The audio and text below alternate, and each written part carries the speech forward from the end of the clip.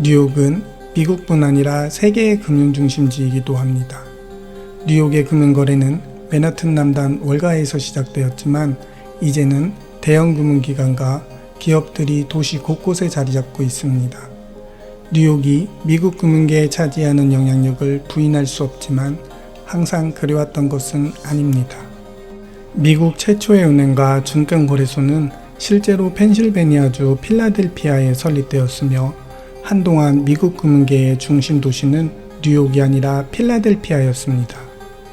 필라델피아의 선점자적 이점에도 불구하고 지리적, 경제적, 정치적 요인들로 인해 뉴욕이 미국 최고의 금융중심지로 발돋움하게 되었습니다. 필라델피아가 초기 금융중심지로 발돋움했다는 첫 징후 중 하나는 1780년 펜실베니아 은행 설립과 독립전쟁 자금 조달에 기여한 데서 알 수 있습니다. 18세기 마지막 10년 동안 미국 최대 도시이자 수도 역할을 했던 이곳은 미국 최초의 연방인가은행인 미국 제1은행의 소재지가 되었습니다. 사실상 중앙은행 역할을 수행한 이 은행은 필라델피아를 미국 금융의 초기 중심지로 자리매김하게 만들었습니다. 1811년 정치적 이유로 제1은행이 인가갱신에 실패했지만 이러한 패권은 흔들리지 않았습니다. 왜냐하면 1812년 전쟁 이후의 금융 불안정은 1816년 필라델피아에 위치한 미국 제2은행의 인가를 이끌어냈기 때문입니다. 미국 유일의 연방인가은행이자 그에 따른 특권을 누리고 있던 이 은행은 다른 주 인가은행들에 대해 막강한 권력과 영향력을 행사했는데 이는 미국 은행 규제 역사에 주목할 만한 사건이었습니다. 필라델피아 증권거래소는 필라델피아가 선도적인 금융중심지로서의 위상을 더욱 확고히 보여주었습니다. 실제로 1790년에 설립된 필라델피아 증권거래소는 뉴욕 증권거래소보다 역사가 오래되었으며 1815년까지도 런던 은행들은 미국 증권을 매입하기 위해 뉴욕이 아닌 필라델피아를 주목했습니다. 필라델피아 증권거래소 시장의 지배력을 깨달은 뉴욕은 1817년 뉴욕 증권거래소를 설립하여 거래소를 공식화하기로 결정했습니다. 이 거래소는 이후 뉴욕 거래소로 발전했습니다. 새로운 거래소와 남부 경쟁 도시보다 더 많은 은행이 입주한 뉴욕은 필라델피아에서 투자자들을 끌어들이고자 했습니다. 이 무렵 뉴욕은 이미 필라델피아를 제치고 미국 상업무역의 선두주자가 되어 있었습니다.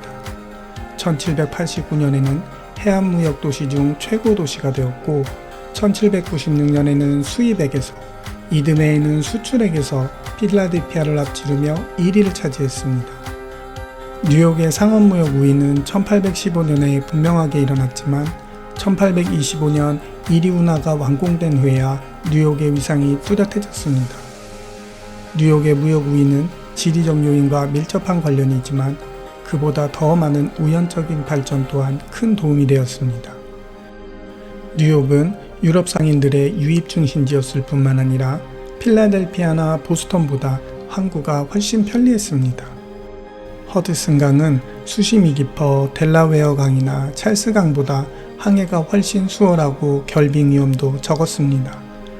뉴욕의 지리적 이점은 이리 운하 건설과 1818년 블랙볼 라인의 설립으로 더욱 강화되었습니다. 이리 운하가 허드슨강을 오데오와 연결하여 에팔레치아 산맥 서쪽에 미국에서 가장 빠르게 성장하는 지역으로 연결했다면 블랙볼 라인은 최초의 대서양 횡단 정기 여객 서비스를 제공했습니다. 운하와 철도는 뉴욕을 미국 상업 무역의 중심지이자 교통의 중심지로 확고히 하는 데 기여했습니다.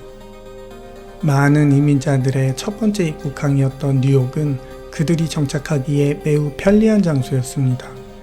1820년에는 필라델피아보다 이민자가 10% 더 많았고 1860년에는 2배로 증가하여 도시의 인구가 기하급수적으로 증가했습니다. 이민자의 유입은 또한 제조업과 상업활동을 더욱 증가시키는 데 기여했습니다. 이러한 새로운 이민자들은 필라델피아의 퀘어커 교도들의 신중한 성격과는 대조적으로 더욱 모험적이고 위험을 감수하는 정신을 가지고 왔습니다. 그 결과 뉴욕은 투기적 투자 행태를 촉진하는 기업가 정신을 가진 혁신적인 기업 도시라는 명성을 빠르게 얻었습니다. 투기는 뉴욕 증권시장의 유동성을 풍부하게 유지함으로써 거래량을 더욱 증가시켰습니다. 뉴욕의 주식 거래량 증가에 자금을 지원하기 위해 콜론 시장이 발전했습니다. 증권 거래자들은 증권을 담보로 은행에서 돈을 빌려 추가적인 투기적 투자에 사용할 수 있었습니다. 이러한 행태는 뉴욕은행과 주식시장에 상호이익을 가져왔습니다.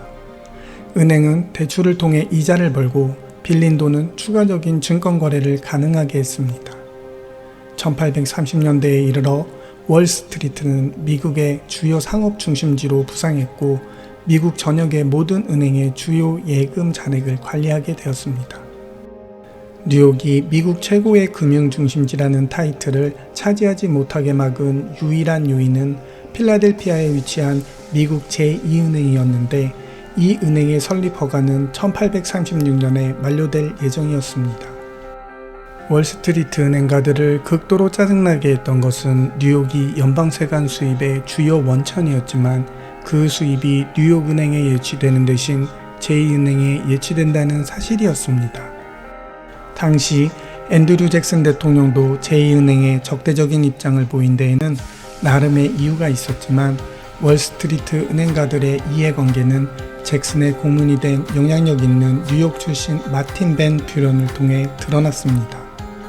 정확한 동기와는 관계없이 미국 제2은행은 1836년 설립 허가를 갱신하지 못했고 이는 뉴욕이 미국 금융의 중심지로서 갖는 운명을 근본적으로 결정지었습니다. 이러한 운명은 1863년과 1864년에 제정된 국립은행법으로 더욱 강화되었는데 이 법은 뉴욕을 계층적 은행 구조의 최상위에 위치하게 했습니다. 1864년 제정된 이 법은 모든 국립은행이 뉴욕의 합법적인 화폐의 15%를 준비금으로 보유해야 한다고 규정했습니다. 뉴욕은 세계 최대의 기업, 특히 금융기관의 본사가 있는 세계 경제의 중심지입니다. 또한 뉴욕에는 세계에서 가장 크고 두 번째로 큰 주식시장이 있습니다. 이 시장은 세계 금융시장의 중심지이며 세계 최대 규모의 기업들이 자리 잡고 있습니다. 유럽의 금융 중심지는 런던입니다. 런던에는 대형 증권거래소, 은행, 그리고 기타 금융기관들이 자리 잡고 있습니다. 유럽에서 이루어지는 금융거래의 상당 부분은 런던에서 또는 런던을 통해 이루어집니다. 브렉시트 이후에도 런던은 여전히 유럽 최고의 금융 중심지로 남아 있습니다. 시가총액 기준 세계 최대 규모의 주식시장은 뉴욕 증권거래소입니다. 2023년 기준 시가총액은 25조 2,400억 달러였습니다. 미국 최초의 은행과 증권거래소의 본거지였음에도 불구하고 필라델피아의 초기 이점은 점차 커져가는 뉴욕시의 영향력에 대한 재정적 우위를 유지하기에 충분하지 않았습니다. 뉴욕은 독특한 지리적 특성을 활용하여 필라델피아를 제치고 미국의 교통 및 이민 중심지로 발돋움했습니다. 이로써 뉴욕은 상업무역에서 남부 경쟁 도시를 빠르게 앞지르고 마침내 미국의 금융 패권을 차지했으며 오늘날까지도 그 지위를 유지하고 있습니다.